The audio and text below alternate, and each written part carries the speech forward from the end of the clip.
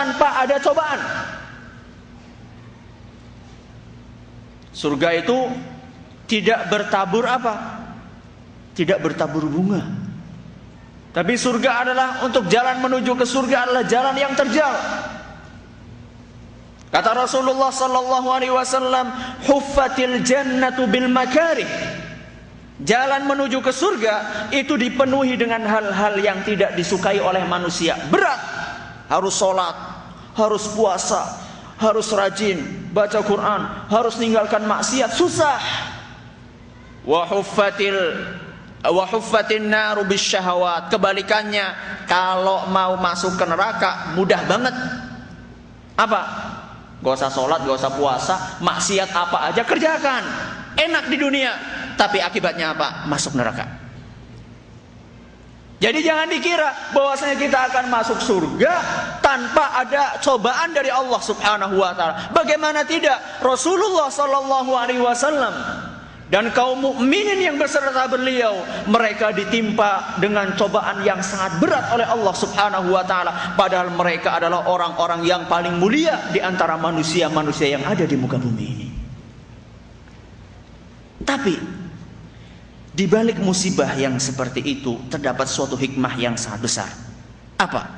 Musibah tersebut akan membawa keberuntungan kalau kita mau bersabar. Apa keberuntungan itu? Keberuntungan itu disebutkan oleh Rasulullah sallallahu alaihi wasallam di dalam satu hadis yang diriwayatkan oleh Imam Bukhari dan Muslim. Beliau bersabda, "Ma yusibul muslima min nasabin wala wasabin wala hammin wala hazanin wala adha wala gham." Tidaklah seorang muslim ditimpa dengan berbagai macam musibah, entah itu sakit, entah itu sedih, entah itu kesengsaraan, pendek kata seluruh macam bentuk musibah. Hatta syaukata yushakuha, kata Rasulullah SAW, sampai pun musibah itu berbentuk sebuah duri yang menancap di kaki kita atau di jari kita. Illa kaffarallahu biha min khatayah, melainkan Allah akan menghapuskan salah sebagian dari dosa kita dengan musibah tersebut. Bayangkan, cuma ketusuk apa? Duri. Akan ngurangi apa? Dosa. Enak gak? Enak. Nggak ada agama lain selain agama Islam yang mengajarkan seperti itu. Hanya di Islam aja, Masya Allah. Jadi ketika tadi Allah Subhanahu wa ta'ala menyebutkan bahwasanya kita akan ditimpa musibah, akan ditimpa kesengsaraan supaya masuk surga, itu ada hikmahnya apa? Hikmahnya akan mengurangi dosa-dosa kita. Jadi kalau ditimpa musibah jangan buru-buru. Orang Jawa mengatakan ngeresulo. Jangan buru-buru apa? Ngeluh. Jangan buru-buru ngeluh, karena itu akan mengurangi dosa. Wah, enak dong kalau kayak gitu kita minta musibah yang paling berat aja deh. Gimana? Mungkin ada orang kata, wah anak pengen ya Allah kasih anak kanker, supaya dosaannya udah banyak banget nih, anak udah pokoknya udah terlanjur banyak dosa. Udah Allah kasih anak kanker supaya dosa anak apa? Bersih. Gitu. Gitu enggak? Kenapa enggak? Hah? Nggak tahan. Betul, karena kita nggak tahu kalau kita dikasih musibah bisa sabar nggak. Itu sebabnya kita nggak boleh minta apa? Musibah. Bisa-bisa kita ditimpa musibah saking beratnya malah jadinya bunuh diri. Boro-boro dosa diampuni, malah masuk neraka selama-lamanya karena bunuh diri. Maka kita nggak boleh minta dosa, kita nggak boleh minta apa? Minta musibah. Tapi kalau misalnya ditimpa musibah, kita harus bersabar. Maka kata Rasulullah sallallahu alaihi wasallam sebagaimana diriwayatkan oleh Imam Muslim, "Ajaban li amril mu'min, inna amrahu kullahu khair." Alangkah menakjubkan kondisi seorang yang beriman, seluruh kehidupannya itu baik. Wala yakunu dzalika wa laisa dzaka illa lil mu'min, kata Rasulullah SAW, dan itu enggak terjadi kecuali bagi seorang yang beriman. Kok bisa? In asabathu sarra'u syakar fakana khairan lahu. Seandainya dia itu diberi oleh Allah kenikmatan, dia bersyukur, maka itu baik buat dia. Wa in asabathu dharra'u sabar fakana khairan lahu. Seandainya ditimpa musibah, dia bersabar, maka itu adalah baik buat dia. Yang namanya hidup kan kalau nggak dapat nikmat dapat apa? Cobaan. Hidup tuh seperti itu, kadang di atas, kadang di bawah, kadang dapat nikmat, kadang senang, kadang apa? Kadang susah. Orang yang beriman, kalau lagi senang dia apa? Bersyukur. Kalau dia lagi susah dia apa? Bersabar. Makanya kata Rasulullah sallallahu alaihi wasallam, ajaba, alangkah menakjubkan. Sangat menakjubkan kondisi orang yang beriman, seluruh kehidupannya bagus. Kenapa? Karena kehidupan itu tidak lepas dari dua. Kalau nggak senang susah, kalau lagi senang dia bersyukur kepada Allah Subhanahu wa taala. Kalau dia susah dia bersabar. Timbul pertanyaan lagi mungkin, boleh nggak nangis kalau ditimpa musibah? Hah? Boleh. Nggak sabar dong. Katanya tadi supaya apa? Sabar. Misalnya orang tua di antara kita, misalnya ada bapak atau ibu atau anak atau istri meninggal, boleh gak kita nangis? Boleh. Jangan diratapin. Karena Rasulullah SAW juga ketika anak beliau meninggal, beliau apa? Nangis. Ceritanya ketika anak beliau yang bernama siapa? Hah? Ibrahim. Di dalam satu hadis yang diriwayatkan oleh Imam Bukhari diceritakan dari hadis Anas bahwasanya Rasulullah SAW masuk ke kamar yang di dalamnya ada Ibrahim sedang sekarat. Bayangkan anak kecil lagi apa? Sekarat. Kan kasihan banget. Rasulullah meneteskan air mata. Saat itu Rasulullah beserta seorang sahabat yang bernama Abdurrahman bin Auf. Kata Abdurrahman ini, "Wa anta ya Rasulullah?" Engkau wahai Rasulullah juga nangis?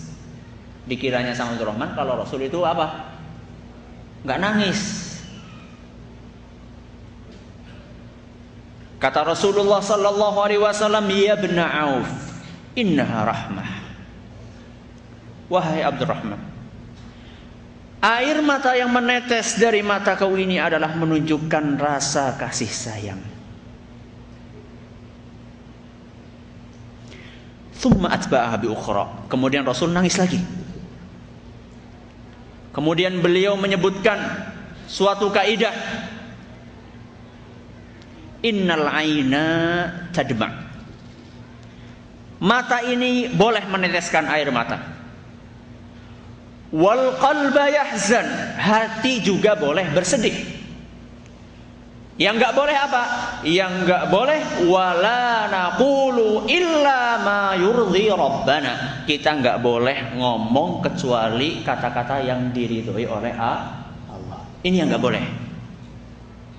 Jadi enggak boleh itu apa? Misalnya atau misalnya orang tua kita meninggal, bapak satu-satunya yang membiayai hidup kita. Tahu-tahu meninggal, tulang punggung keluarga. Keluar kata-kata, Allah ini enggak adil.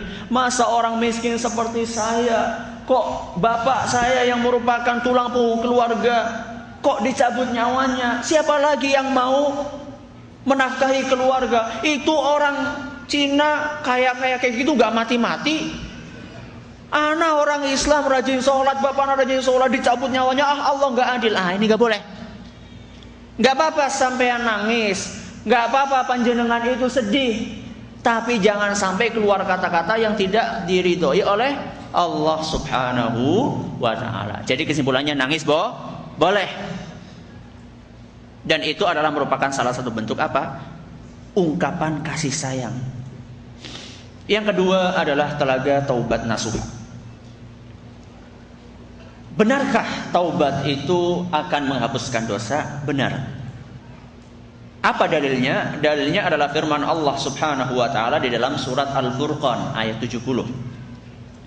Allah Subhanahu wa taala berfirman, illa man taba wa amana wa amila amalan salihan fa ulaika yubaddilullahu sayyiatihim hasanat. Kecuali orang-orang yang bertaubat, beriman dan beramal soleh, maka mereka ini amal-amal buruk mereka akan diganti oleh Allah Subhanahu wa taala dengan amal kebaikan. Di dalam hadis lain, di dalam suatu hadis Rasulullah sallallahu alaihi wasallam bersabda, "At-taibu minadz-dzambi kaman la dzamba lahu." Orang yang bertaubat dari suatu perbuatan dosa seakan-akan dia enggak punya dosa. Masya Allah. Seakan-akan dia enggak punya dosa. Jadi kalau misalnya kita tobat, maka kita seakan-akan bersih dari dosa. Asal taubatnya taubat apa? Nasuha. Bukan taubat apa? Sambal.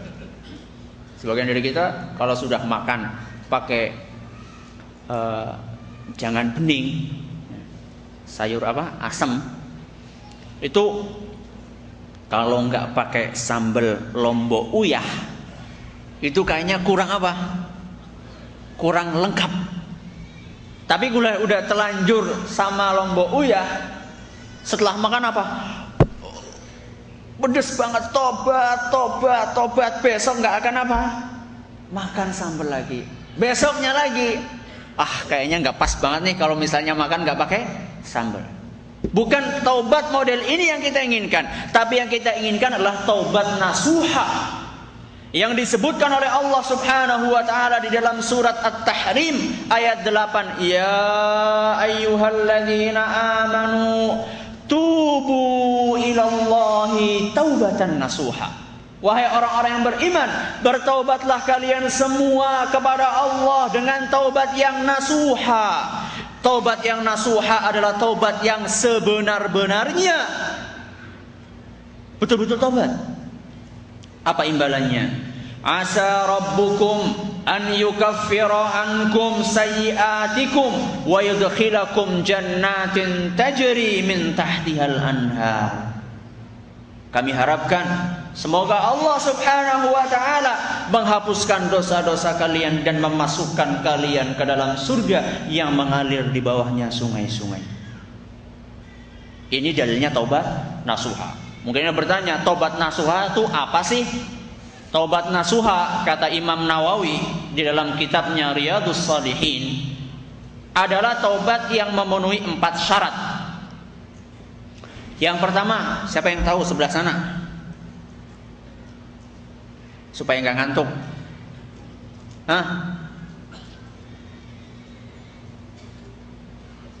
Ngalah? Gak bisa jawab? Tengah? Apa? Menyesal. Bagus. Yang kedua, berkemauan keras untuk tidak mengulangi.